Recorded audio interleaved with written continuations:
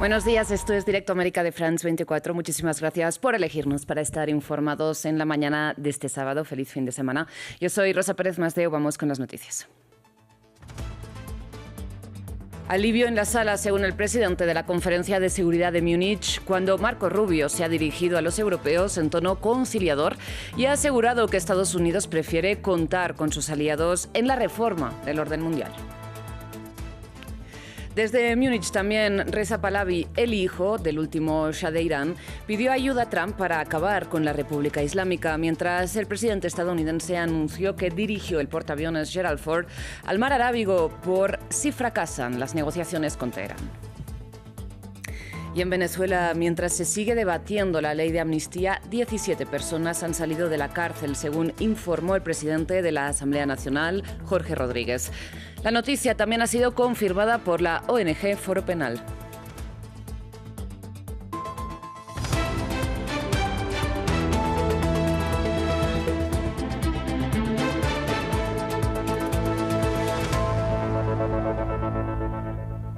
Empezamos en Alemania, donde el secretario de Estado de Estados Unidos, hablamos de Marco Rubio, se ha dirigido a la conferencia de seguridad de Múnich esta mañana ante un público europeo expectante, ¿no?, en medio de la crisis transatlántica que, recordemos, tocó techo con las amenazas de anexión de Groenlandia.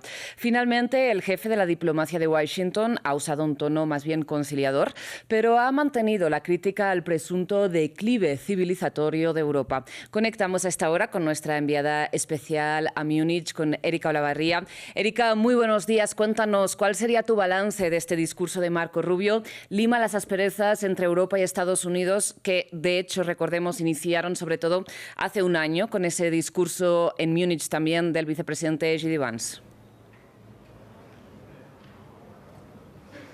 Rosa, buenas tardes. En teoría sí, pues como tú lo mencionabas, los términos que usó Marco Rubio fueron mucho más diplomáticos que los de J.D. Vance hace un año. De hecho, él en la forma partió elogiando a Europa, a su cultura y cómo Estados Unidos justamente ha heredado esta cultura, la fe católica, dijo él, la misma lengua, algunas veces la misma sangre, que pelearon juntos en las mismas guerras. Sin embargo, rápidamente en el fondo el discurso que prevaleció es el discurso MAGA del presidente Donald Trump. Dice: nos equivocamos al ceder soberanía a las organizaciones internacionales, al evitar ciertas prácticas en nombre del cambio climático, mientras otros se desarrollaban o seguían utilizando energías fósiles.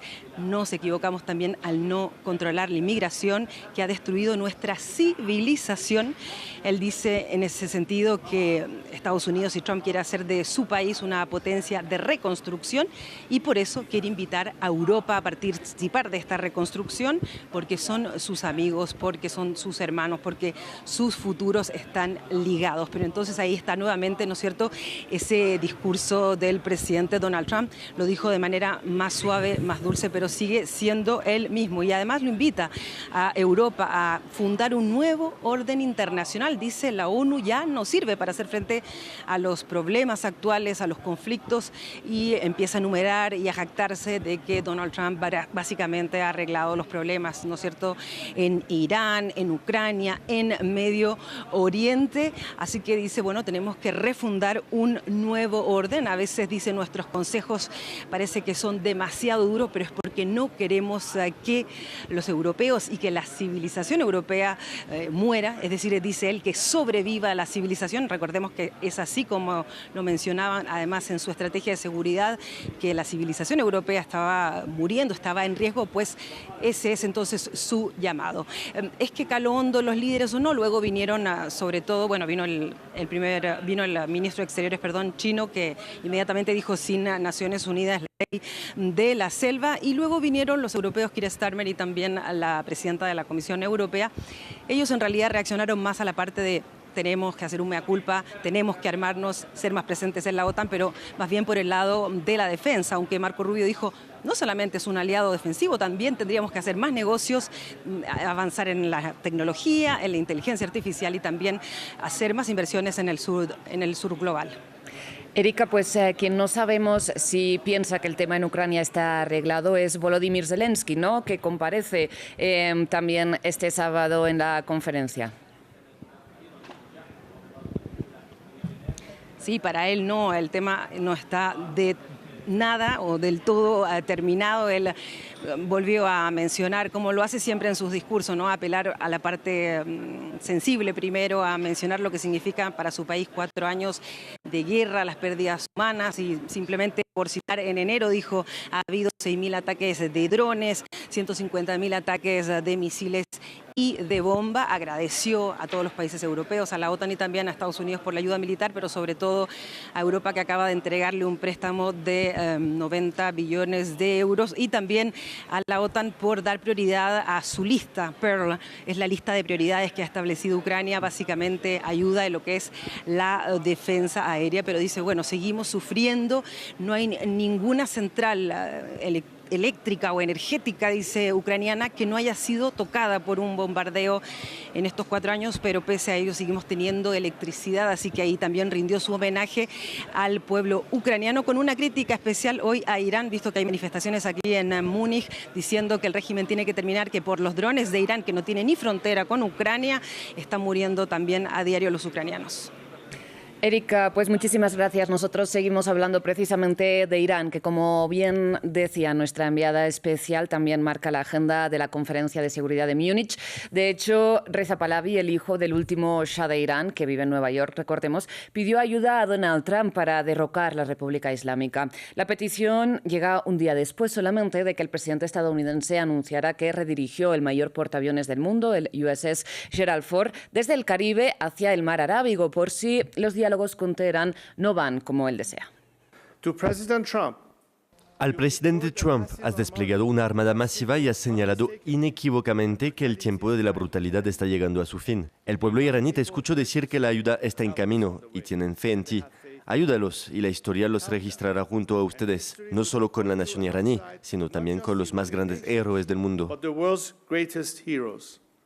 Mientras en Venezuela esta noche 17 personas han salido de la cárcel en el marco del proceso de amnistía, según declaró en su cuenta de X Jorge Rodríguez, el presidente de la Asamblea Nacional y también hermano de la presidenta interina del país, Delcy Rodríguez. La ONG Foro Penal ha confirmado esta información, mientras los familiares de los llamados presos políticos mantienen protestas a las afueras de una cárcel de Caracas. Nos amplía Juan Pupiales. Una promesa incumplida es la premisa a la que se acogen este grupo de manifestantes a las afueras de la cárcel de Zona 7. Son mujeres que se encadenaron y acampan en las inmediaciones de este penal en Caracas. Carmen es madre de José Reyes Farfán y le habla al presidente de la Asamblea Nacional, Jorge Rodríguez. A mí usted me lo prometió en mi cara, por favor, cumpla con su palabra. Necesitamos la liberación de nuestros familiares. Yo quiero a mi hijo libre y junto con él todos los que están allá adentro.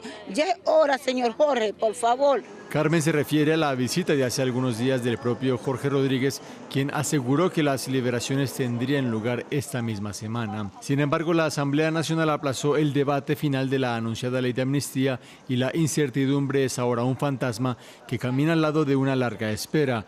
Así lo cuenta Sacharet Torres, hija de un detenido. Que se haga sentir que estamos desesperadas. Ya está bueno, ya mucho tiempo, y nuestros presos están desesperados también.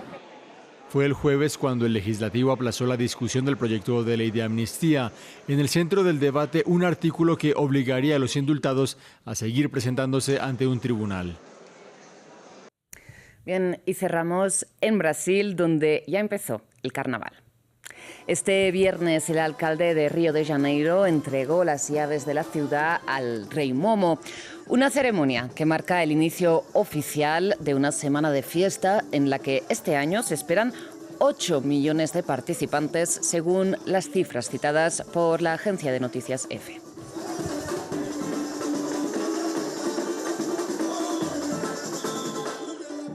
Llegamos así al final de esta edición informativa, pero enseguida regresamos con más noticias internacionales. Mientras tanto, pueden ampliar toda esta información en france24.com.